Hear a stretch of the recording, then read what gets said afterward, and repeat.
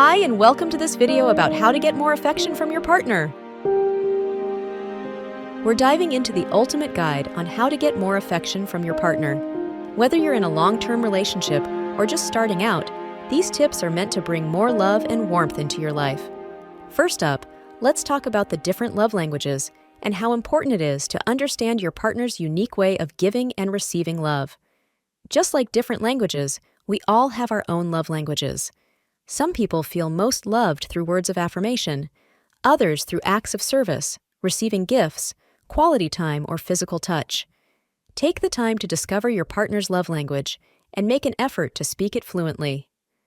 Understanding your partner's love language can greatly improve the emotional connection and intimacy in your relationship, leading to a deeper and more fulfilling bond. There are 5 different languages. Let me explain. 1. Words of affirmation. For individuals whose primary love language is words of affirmation, verbal expressions of love and appreciation mean the world to them. These can include compliments, words of encouragement, love notes, or simply saying, "I love you." 2. Acts of service. Some people feel most loved when their partner goes out of their way to do things for them. Acts of service can include tasks like cooking a meal, doing the laundry, running errands, or completing household chores. These actions demonstrate thoughtfulness, care, and a willingness to alleviate the other person's burdens. 3. Receiving gifts. This love language is about the thought and effort behind the gift rather than the monetary value. For individuals who value receiving gifts, thoughtful gestures, surprises, or tokens of affection hold significant meaning. It's not necessarily about extravagant gifts, but rather about the sentiment behind them. For example, giving your partner a handwritten letter, their favorite snack, or a small trinket that reminds you of them can make them feel cherished and loved. 4. Quality time. Quality time is all about undivided attention and meaningful connection. For those whose love language is quality time, spending uninterrupted, focused time together is essential for feeling loved and valued. The key is to prioritize presence and genuine engagement with your partner. 5.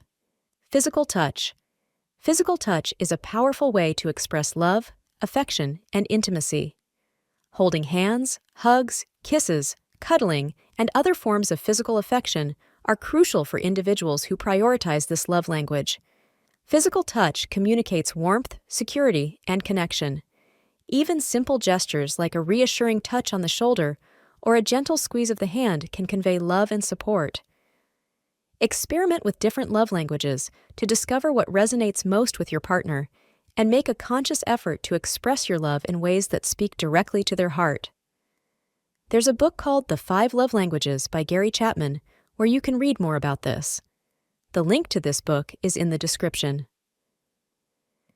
Secondly, I want to talk about the Hold Me Tight approach. This approach is rooted in the concept of emotionally focused therapy, EFT, which is developed for couples therapy. It focuses on strengthening emotional bonds between partners by fostering a secure attachment and deepening emotional connection. At the core of the Hold Me Tight approach is the understanding that humans have an innate need for emotional connection and attachment. When these needs are met within a relationship, individuals feel secure, valued, and loved. However, when there is a lack of emotional connection, or when conflicts arise, it can lead to feelings of insecurity, loneliness, and distress. One of the key principles of Hold Me Tight is understanding the underlying emotional patterns and cycles that occur within the relationship. These patterns often stem from past experiences and attachment styles and can manifest as repetitive conflicts or disconnection. By identifying and understanding these patterns, couples can break free from negative cycles and create healthier, more fulfilling dynamics. I've added a link in the description to the book about the Hold Me Tight approach by Sue Johnson if you want to read more about this. Shrenda. The third thing I want to bring up is the importance of building emotional connections and fostering positive interactions within relationships. You can do this, for example, by using the concept of emotional bids, which are subtle requests for attention, affection, or connection that partners make to each other throughout the day. These bids can be as simple as a smile, a touch, or a question about how the other person's day went. How partners respond to each other's bids for connection is a strong predictor of relationship satisfaction and longevity. Healthy relationships are characterized by a high degree of responsiveness, where partners consistently turn towards each other's bids with interest, affection, and support. On the other hand, relationships that are marked by dismissiveness or hostility towards bids for connection are more likely to experience conflict and dissatisfaction. More on this topic can be read in the book The Relationship Cure by John Gottman. On to the fourth point: the difference between men and women in relationships and how they perceive and respond to emotional intimacy and connection. Men and women often have different ways of experiencing and expressing emotions, which can lead to misunderstandings and conflict in relationships. That's why it's so important to understand and know these differences, so you can prevent miscommunication and frustration.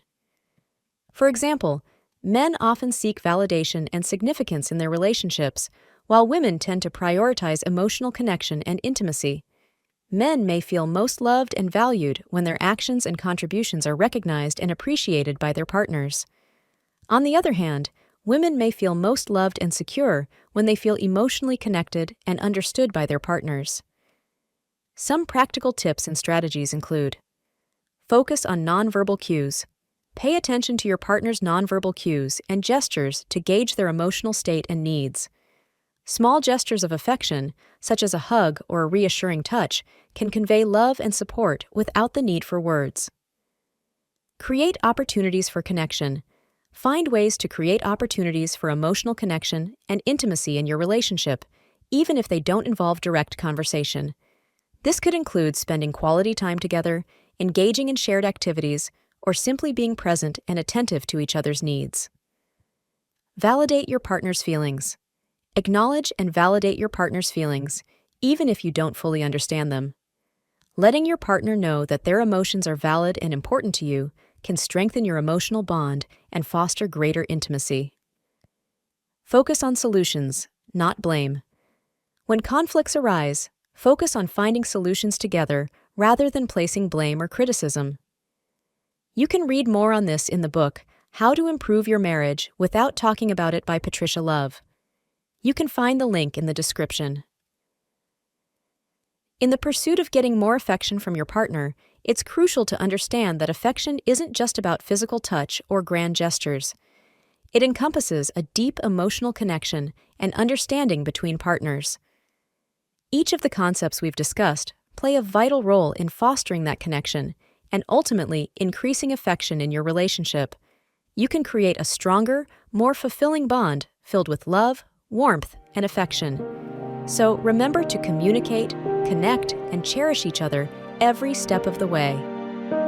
Let me know in the comments what has helped you, what was enlightening for you, what your experience is, or maybe you have additional tips for others. Thank you for watching, and I hope to see you next time. Don't forget to subscribe if you like to watch videos about relationships and personal development.